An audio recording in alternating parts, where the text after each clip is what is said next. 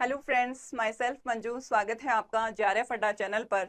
और आज हम बात करेंगे सीएसआईआर नेट एग्जाम की, जिसकी डेट अनाउंस हो चुकी है 26, 27 और 28 दिसंबर को हमारा एग्जाम कंडक्ट होगा।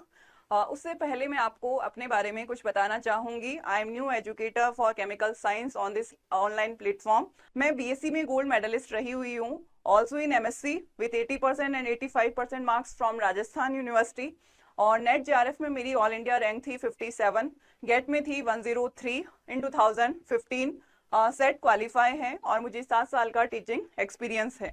अब हम बात करते हैं कि सीएसआईआर नेट एग्जाम की, जिसकी डेट अनाउंस हो चुकी है। लेकिन उससे पहले आपके मन में ये क्वेश्चन आना चाहिए कि हम इस एग्जाम की तैयारी कर तो रहे हैं, लेकिन इस एग्जाम का क्या बेनिफिट है, इसमें आगे क्या स्कोप है, आगे क्या जॉब अपॉर्चुनिटीज है जिसके कारण हम इस एग्जाम की तैयारी करें।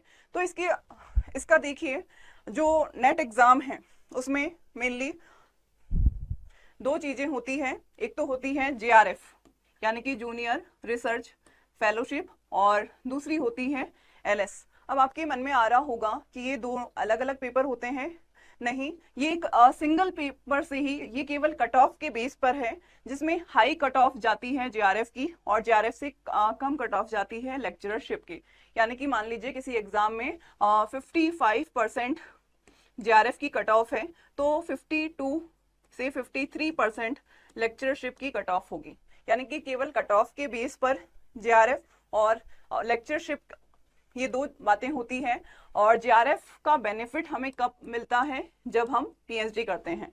यानी कि हमें जो फेलोशिप मिलती है वो लगभग 38,000 मिलती है प्लस एचआरए, यानी कि एचआरए को मिलाकर 42,000 के करीब हमें फेलोशिप मिलती है पर मंथ की। और लेक्चरशिप के लिए का मतलब है कि आप अगर किसी भी यूनिवर्सिटी, किसी भी कॉलेज में असिस्टेंट प्रोफेसर बनना चाहते हैं तो उसके लिए एक मिनिमम क्राइटेरिया रखा गया। वो है कि ये एग्जाम आपका क्लियर होगा तभी आप वो फॉर्म फिल कर पाएंगे। जैसे अभी राजस्थान में बात करें, आरपीएससी ने लेक्चरशिप की जो असिस्टेंट प्रोफेसर की जो वैकेंसी निकाल रखी है, उसमें अगर आपका नेट क्वालिफाई है तभी आप वो फॉर्म फिल कर सकते हैं, अदरवाइज नहीं। तो यानी कि जो नेट है, लेक्चरशिप है, वो एक मिनिमम क्राइटेरिया है किसी भी यूनिवर्सिटी, किसी में कॉलेज में असिस्टेंट प्रोफेसर बनने के लिए। तो सेकंड बात करें हम, आप जेआरएफ यानी कि रिसर्च के फील्ड में जा सकते हैं और रिसर्च पीएचडी करने पर आपको फेलोशिप मिलती है। फिर है एसपीएमएफ फेलोशिप, और ये भी टॉप रैंकर्स को मिलती है। टॉप 10 to 20 जेआरएफ वाले जो होते हैं, रैंकर्स होते हैं, उनको ये स्कॉलरशिप मिलती है, श्यामा प्रसाद मुखर्जी फेलोशिप।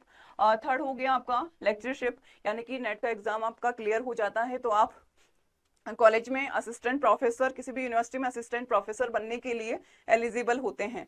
देखो, जितने भी गवर्नमेंट सेक्टर्स होते हैं उसमें रिसर्च ऑफिसर, साइंटिफिक ऑफिसर, इनकी वैकेंसीज निकलती हैं और उनका जो क्राइटेरिया होता है वो होता है जेआरएफ। यानी कि जेआरएफ वालों को, वो पीएचडी करने वालों को वो इंटरव्यू के लिए बुलाते हैं और इंटरव्यू के बेसिस पर उनका सिलेक्शन होता है। और फिर बात करें हम प्राइवेट सेक्टर की, और प्राइवेट सेक्टर में एग्जाम्पल के तौर पर देखिए, फार्मा कंपनी वाले जो होते हैं वो, अब ऐसा तो है नहीं कि सारे के सारे, जैसे कोई वैकेंसी निकली प्राइवेट में, प्राइवेट सेक्टर में फार्मा में कोई वैकेंसी निकली और उसमें बहुत सारे कैंडिडेट एक पोस्ट के लिए जाते हैं, तो वरीयता किसको दी जाएगी, प्रेफरेंस किसको दी जाएगी? जेआरएफ वालों को, क्योंकि उन्हें पता है कि जेआरएफ का जो जेआरएफ जो है वो एक सीएसआईआर नेट एग्जाम, बहुत बड़े एग्जाम को क्रैक करके अचीव हुआ है, यानी कि उसे नॉलेज ज्यादा होगी। इस तरीके से वो प्रेफरेंस जो देंगे वो किसको देंगे? जेआरएफ को।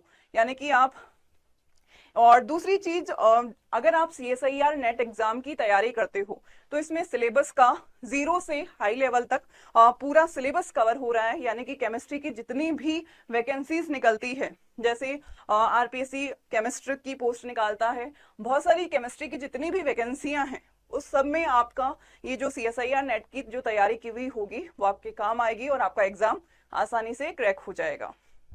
Thank you.